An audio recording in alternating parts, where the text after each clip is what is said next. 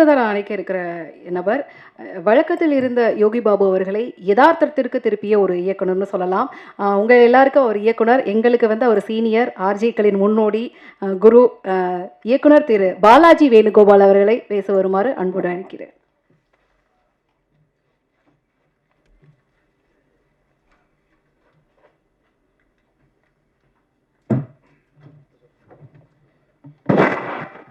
அப்படி என்ன வயசானவங்க நான் கருத்தில் ஒரு சந்தோஷம் வரும் இன்றைக்கி. பரவாயில்ல, உங்கள் எல்லாரையும் பார்க்குறது ரொம்ப சந்தோஷம். First thanks for coming. இது நான் கேபிள் சங்கர் சார்பாகவே சொல்லுவேன். பிகாஸ் கேபிள் சங்கர் என்னோடய நண்பர் கிடையாது, he is like my family. இங்கே வந்திருக்கிற நிறைய பேர் இப்போ நான் கேட்டேன்னா எத்தனை பேர் கேபிள் சங்கருக்காக வந்திருக்கீங்கன்னா ஆல்மோஸ்ட் எல்லோரும் கை தூக்குவீங்க. அந்த அளவுக்கு கேபிளினுடைய நலம் விரும்பிகளும் நிறைய பேர் இருக்காங்க, வேண்டப்பட்ட விரோதிகளும் நிறைய பேர் இருக்காங்கன்னு எனக்கு தெரியும். எனக்கு அவர்கிட்ட பர்சனலாக பிடிச்சது என்னென்னா, ரொம்ப உண்மையான ஒரு நபர். என்னை பொறுத்த வரைக்கும் நல்லா இருக்கோ இல்லையோ வெளிப்படையாக முகத்தில் சொல்கிறது ஒரு பெரிய குவாலிட்டி. அது ரொம்ப அழகாக பண்ணுவார். இன்னொன்று என்னென்னா, நிறைய பேர் சினிமாவை காதலிப்பாங்க அப்படின்வாங்க. இவர் சினிமாவை கிட்டத்தட்ட ஸ்டாக் பண்ணுவார். நான் பார்த்த வரைக்கும் சினிமாவை வந்து அந்த அளவுக்கெல்லாம் இவ்வளோ தீவிரமாக ஒருத்தர் காதலிச்சு நான் பார்த்ததே கிடையாது.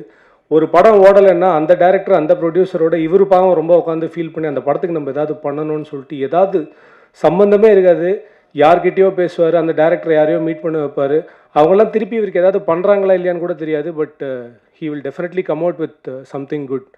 ஸோ இன்றைக்கி ஆக்சுவலாக பார்த்தீங்கன்னா இந்த ஓடிடி ப்ளஸ்ன்றது வந்து இது ஒரு சாதாரண விழாவாக பண்ணியிருக்கலாம். பட் எங்களை மாதிரி இருக்கிறவங்களெல்லாம் கூப்பிட்டு ஒரு ஆனர் பண்ணணும் அப்படின்றது அவருக்கு தோணுது. ரொம்ப ரொம்ப சந்தோஷமான விஷயம். இதில் நான் தான் இன்ஃபேக்ட் டெக்னிக்கலி லக்கி மேன். ஏன்னா எனக்கு முன்னாடி பேசின யாருக்குமே ஒரு பெரிய ஸ்டார் கிடைக்கல, ஒரு பெரிய மியூசிக் டைரக்டர் கிடைக்கல. ஆனால் அதுக்குள்ளே ஃபார் எக்ஸாம்பிள் நான் இப்போ பைரி பார்த்தேன், கிடா பார்த்துருக்கேன். அவங்கெல்லாம் என் படம் பார்த்தாங்களான்னு எனக்கு தெரியல. பட் அதை பற்றி நான் கவலையும் பட மாட்டேன். ஏன்னா அவங்களுக்கு இருந்த சூழ்நிலை எனக்கு தெரியும். வட்டார வழக்கும் நான் பார்த்துருக்கேன். இந்த எல்லா படமும் நான் பார்த்துருக்கேன். அது எல்லாமே டெக்னிக்கலி கேபிள் சொல்லி தான் நான் பார்த்தேன். அதுதான் உண்மை. அந்த அளவுக்கு நல்ல படத்தை வந்து தூக்கி நிறுத்தணும்னு ட்ரை பண்ணுற அவருக்கு முதல்ல ஒரு நல்ல கைத்தட்டு கொடுக்கணும்னு நான் எப்பயுமே ஆசைப்படுவேன்.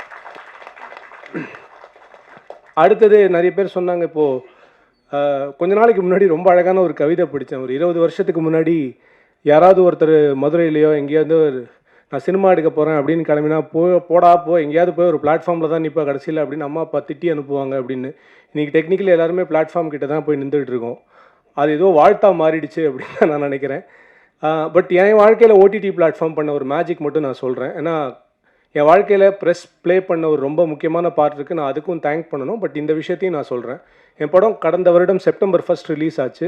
நிறைய பேர் பார்த்துட்டு ரொம்ப நல்ல ரிவ்யூஸ் கொடுத்தீங்க. செப்டம்பர் 28 ஓடிடி ரிலீஸ் ஆச்சு. பட் 10 படம் சேர்ந்து வந்ததில் வந்து லக்கி மேன் ஒரு படத்தை நாங்கள் பொசிஷன் பண்ணுறதுக்குள்ளே டக்குன்னு அடுத்த படங்கள் வந்துருச்சு.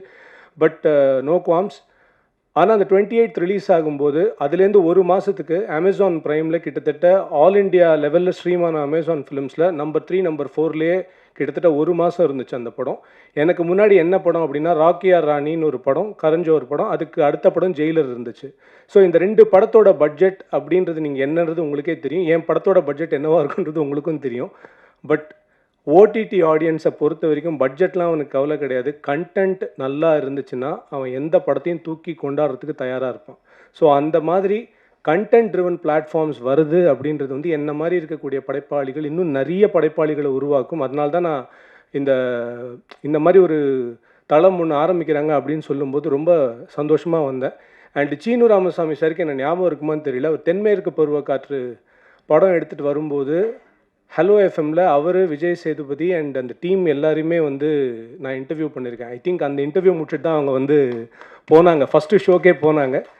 எனக்கு இன்னும் நான் சொல்கிறேன், எனக்கு அவர்கிட்ட ரொம்ப பிடிச்ச விஷயம் என்னென்னா, படம் ஓடுது ஓடலன்றது அவர் கவலையே கிடையாது. என் வாழ்க்கையில் நான் நல்ல படம் மட்டும்தான் எடுப்பேன்னு ஒருத்தர் வந்து ஒரு தீர்மானத்தோடு இருக்கார். இதுலேருந்து எண்ணி இன்னும் 25-30 வருஷம் கழிச்சு கூட நீங்கள் பார்த்தீங்கன்னா நீர்ப்பறவை மாதிரி ஒரு படத்தை ஒரு டேரக்டரால் எடுக்க முடியாது, தர்மதுரை மாதிரி ஒரு படத்தை ஒரு டேரக்டரால் எடுக்கவே முடியாது. அவ்வளோ நல்ல படங்கள் அது. அதுதான் என்னென்னா, அது எப்படின்னா டெக்னிக்கலி ஒரு அணில் மாதிரி. அது எத்தனை பேருக்கு அணில் கதை தெரியும்னு தெரியாது. அணில் என்ன பண்ணுமா, உலகத்தில் இருக்கிற கிட்டத்தட்ட ஒரு 10% காடுகள் வந்து அணில் தான் ஃபார்ம் பண்ணிச்சுன்னு சொல்லிட்டு ஒரு தியரி இருக்குது. ஏன்னா அணில் ஏதாவது பழத்தை சாப்பிட்டுச்சுன்னா அதனுடைய விதை என்னைக்காவது நமக்கு தேவைப்படும் சாப்பிட்றதுக்கு அப்படின்னு சொல்லிட்டு அதை புதைச்சி வச்சுட்டு அது போயிடுமா, அது மறந்துடுமா டெக்னிக்கலி. அப்படி அது புதைச்சி வச்ச விஷயங்கள் தான் மிகப்பெரிய காடுகள் ஆகியிருக்குன்னு. அந்த மாதிரி அவர் பண்ணுறது எல்லாத்தையுமே நல்லது பண்ணிட்டு போயிட்டே இருக்கார். ஸோ இன்றைக்கி இந்த மேடைக்கு வந்து என்ன மாதிரி இருக்கிறவங்களுக்கெல்லாம் ஒரு ஆனர் பண்ணணும் அப்படின்னு சொல்கிறதும் அவர் பண்ணுற ஒரு நல்லது தான் நான் நினைக்கிறேன்.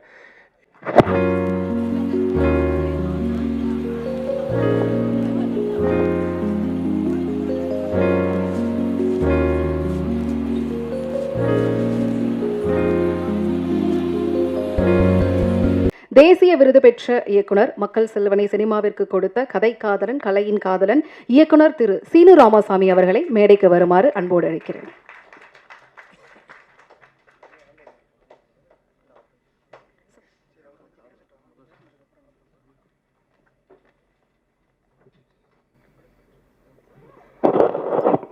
அனைவருக்கும் வணக்கம்.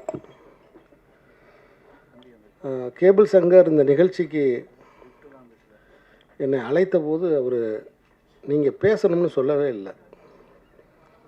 நீங்கள் மேடைக்கு வர்றீங்க, சிலருக்கு பரிசு தர்றீங்க அப்படின்னு தான் என்கிட்ட சொல்லியிருந்தார். அப்புறம் அவரோட தொடர்ந்து இந்த நிகழ்ச்சி வர்றதுக்கு முன்னாடி நான் பேசிக்கிட்டு இருந்தது, பகிர்ந்துக்கிட்டு இருந்தது. அப்புறம் தொடர்ந்து நீண்ட காலமாக வந்து இந்த ஓடிடி பற்றியும் இது செய்ய போகிற நன்மைகள் பற்றியும் அவர் என்கிட்ட பேசிக்கிட்டு இருந்தார். இன்னைக்கு இந்த இணையதள வளர்ச்சி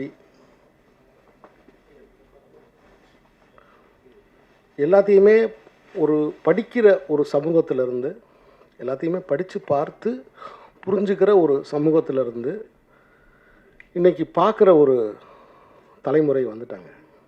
எல்லாத்தையுமே பார்க்கணும் அப்படிங்கிற ஒரு தலைமுறை வந்தாச்சு. இன்றைக்கி பெரும்பான்மையான பெற்றோர்களுடைய மிகப்பெரிய கவலையாக இருக்கிறதே வந்து கொடுத்த ஃபோனை எப்படி திரும்ப வாங்குறதுங்கிறது தான். குழந்தைகள் கையில் நாம் கொடுத்த இந்த ஃபோனை எப்படி திரும்ப வாங்கிறது? ஒரே அறையாக இருக்குது, ஆனால் தனித்தனி அறையாக இருக்குது. ஒரே வீடாக இருக்குது, ஒரே அறையாக இருக்குது, ஆனால் அந்த வீட்டுக்குள்ளே வந்து தனித்தனி அறைகள் இருக்குது. அப்பா சொன்னால் கேட்க மாட்டேங்கிறான், அம்மா சொன்னால் கேட்க மாட்டேங்கிறான், டீச்சர் சொன்னால் கேட்க மாட்டேங்கிறான், யார் சொன்னாலும் கேட்க மாட்டேங்கிறான், கூகுள் சொன்னால் உடனே கேட்குறான். ஸோ இப்படி ஒரு பக்கம் இருந்து கொண்டிருக்கிற நேரத்தில்